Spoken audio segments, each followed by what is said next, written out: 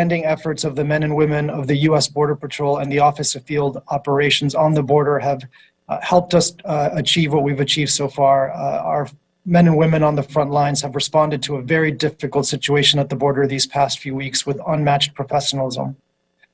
Since Friday, individuals who cross the border unlawfully to enter the United States without using the lawful pathways that we have significantly expanded over the last 2 years now face tougher consequences at the border, including a minimum 5-year bar on reentry and the potential to be criminally prosecuted if they try again.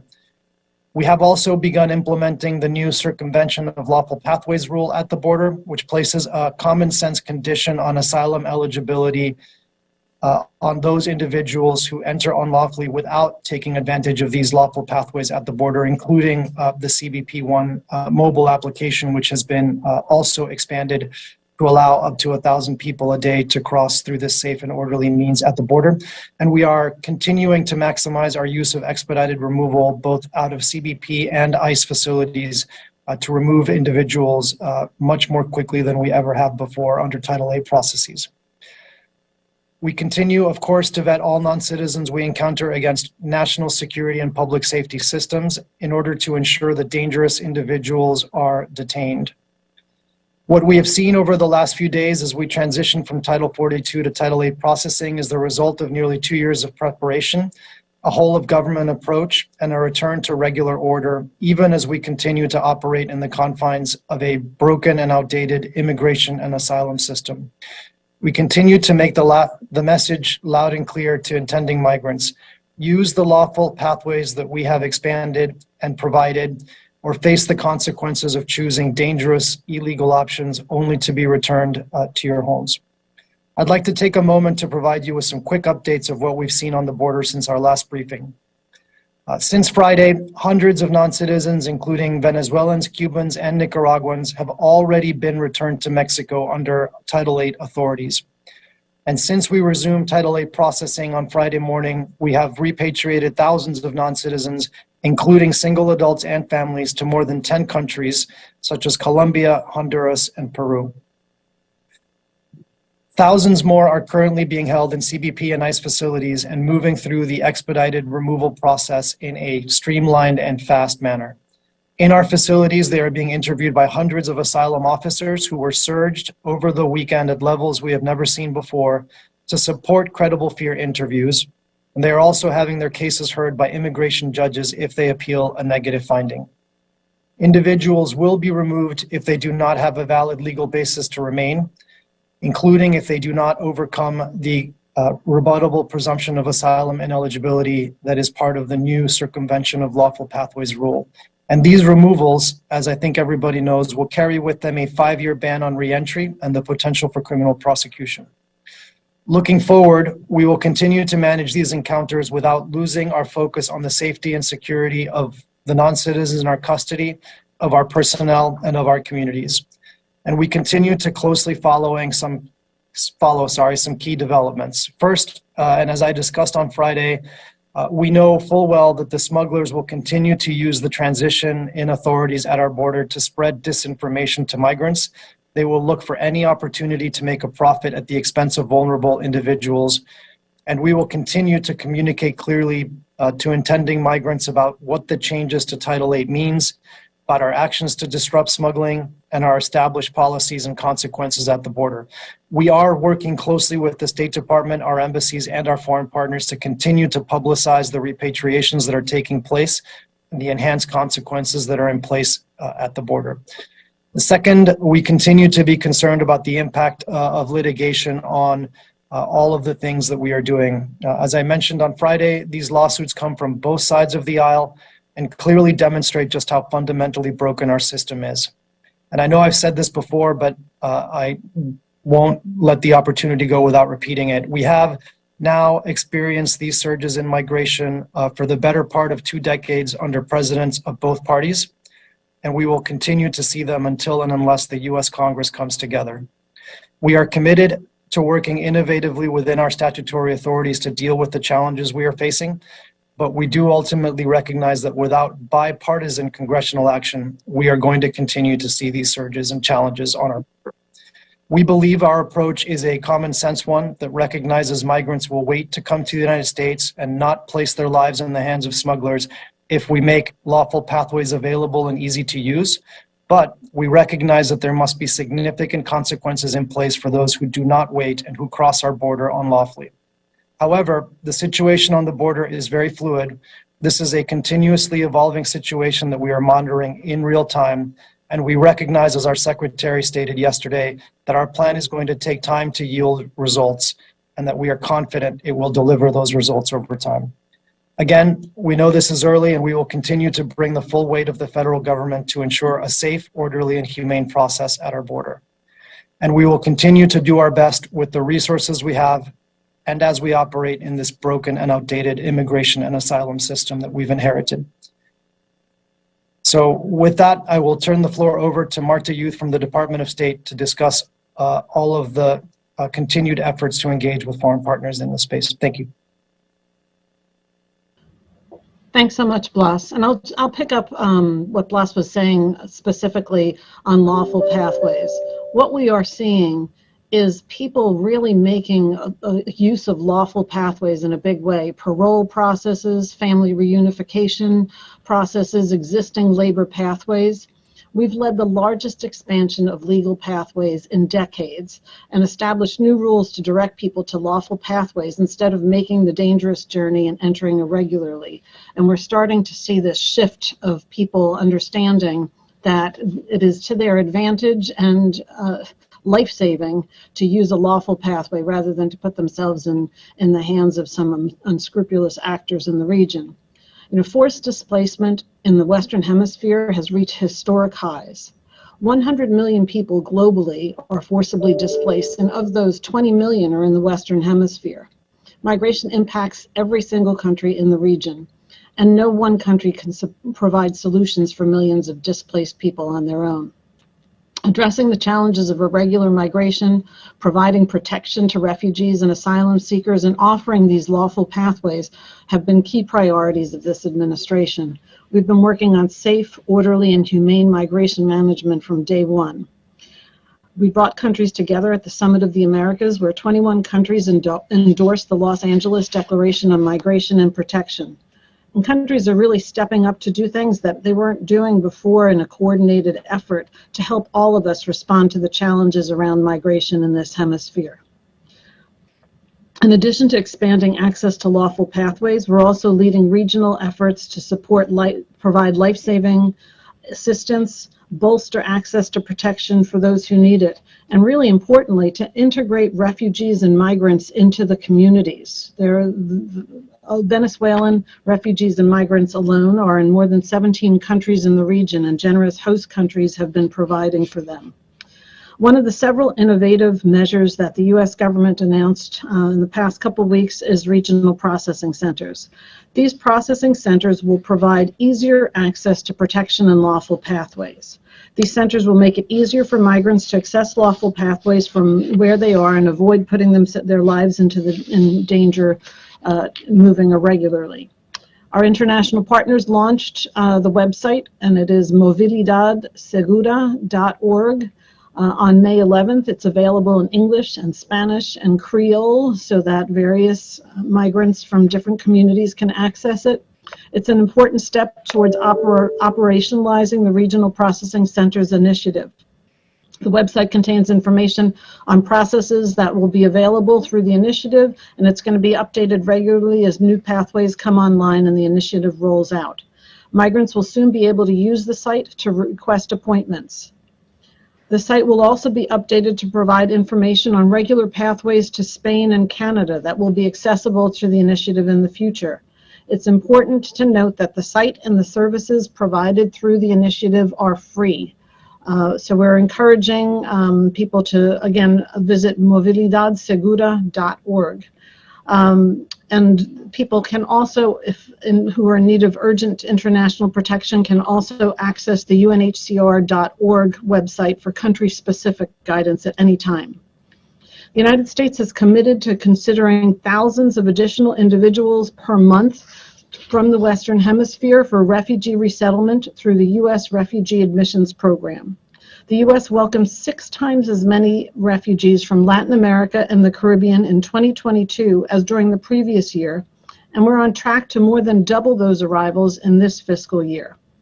We're currently processing refugee cases in 19 countries in the region, and we're doing refugee resettlement faster in an innovative and streamlined approach. I'm proud to say that the United States is the largest single provider of humanitarian assistance worldwide in the Western Hemisphere. In the past 2 years, we provided more than $2.4 billion in humanitarian assistance in the hemisphere, $2.1 billion in development, economic, and health assistance across the Western Hemisphere on behalf of the American people. But as I said at the top, no one country can provide solutions for millions of displaced people on its own. We work with governments, civil society, international organizations, multilateral development banks, the private sector, to help provide protection and options to those fleeing persecution and torture, to address the root causes of irregular migration, and to manage migration humanely. Our efforts complement the generous efforts of host countries throughout the Western Hemisphere. And with that, I'll turn it over to Melissa. Thank you so much, Martha. We will go ahead and open it up to Q&A at this time. As a reminder, if you would like to ask a question, please use the raise your hand function so that we can call on you to unmute yourself in order to ask a question. We'll go first to Pedro Rojas from Univision. Can you unmute yourself?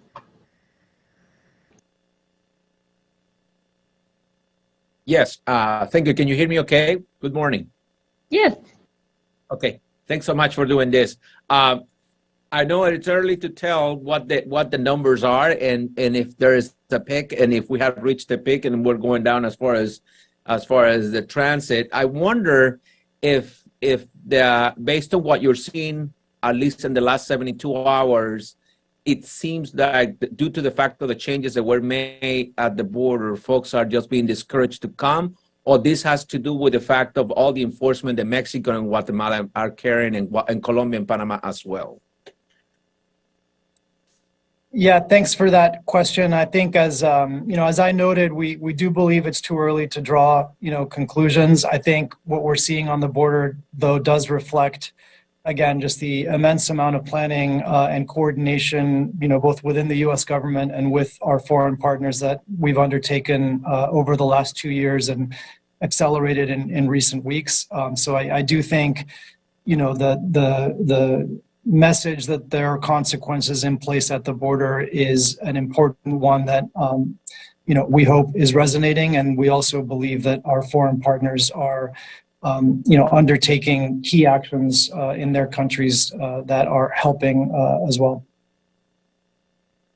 Thanks, Blas. Just a reminder, we're figuring out the kinks in our system. If folks can use the Q&A, the raise your hand function instead of the chat, we will call on you to ask your question directly. So we'll go to CBS Camilo next. Hi, can you hear me? Yes. Okay. Blas, you mentioned that Mexico and Guatemala are deploying large numbers of law enforcement officials to their borders. Can you just say specifically what those law enforcement officials are doing? Are they stopping and processing migrants who are hoping to travel to the U.S.? And if so, what happens to them? And can you also say whether you're attributing the current lower numbers compared to earlier last week to that enforcement by Mexico and Guatemala? Thank you. Yeah, so I would obviously refer you to those governments for information about what they are doing on their southern border. I will just note that we have been coordinating very closely with them, and we also saw both governments undertake these actions, in the lead up to the potential lifting of Title 42 in December as well.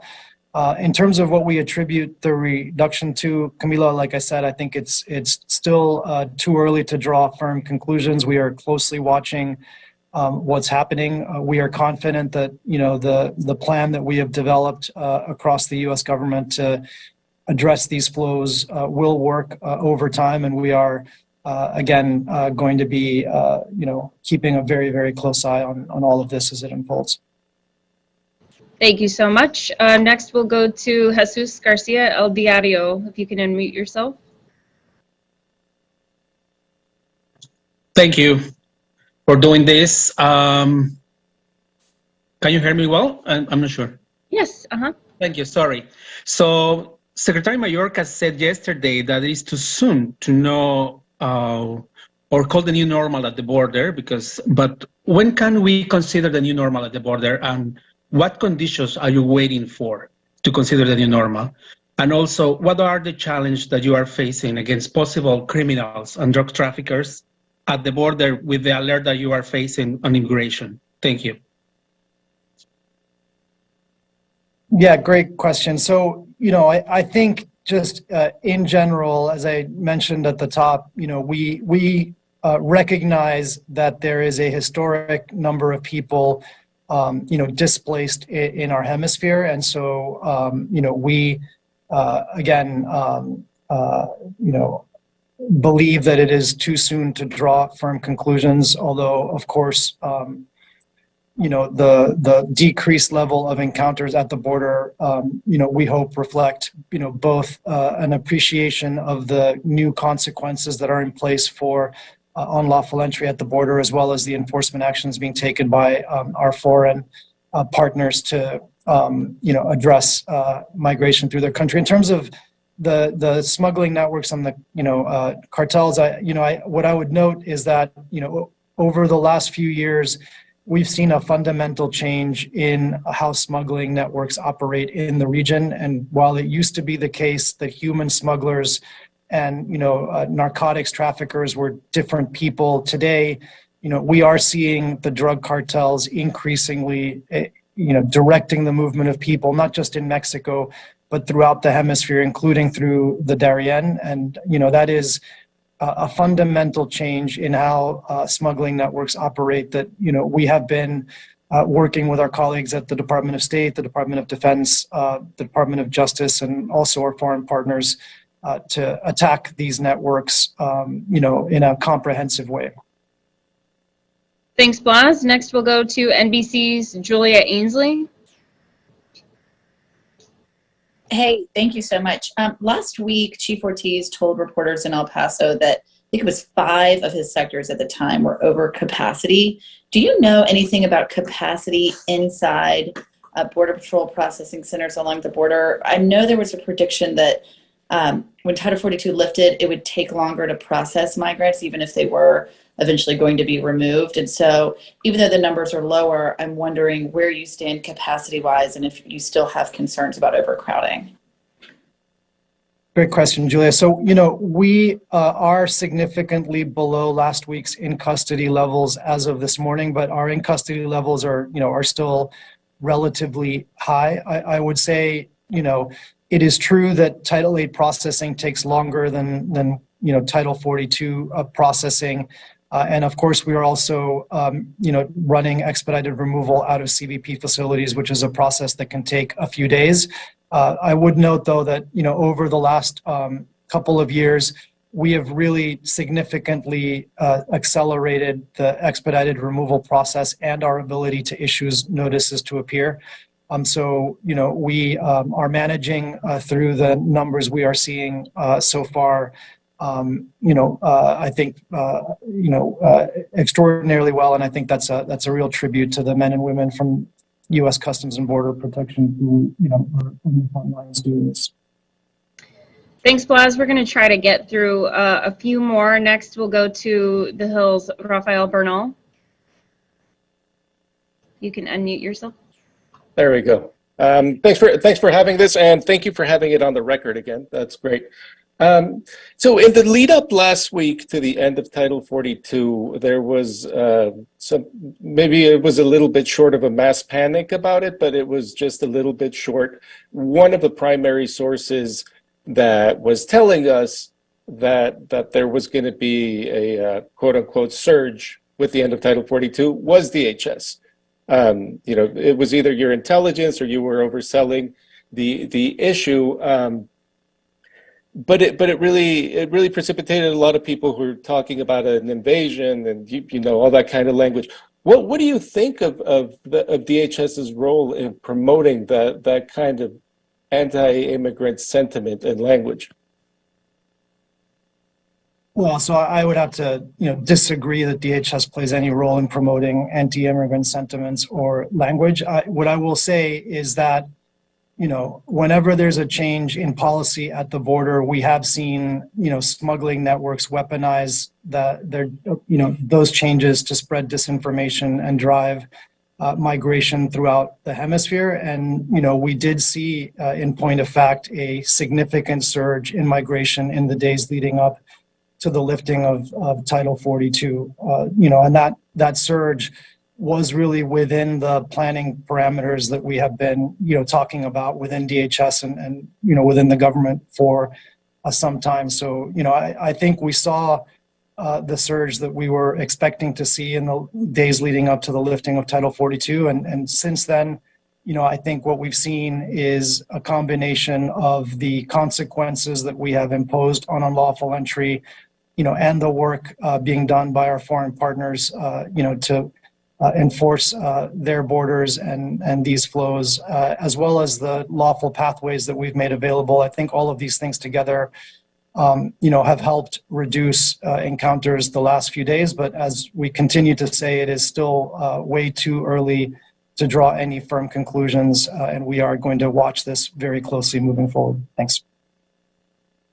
Thanks, Blas. Next, we'll go to the Washington Post's Nick Miroff. If you can unmute yourself. Hey, good morning.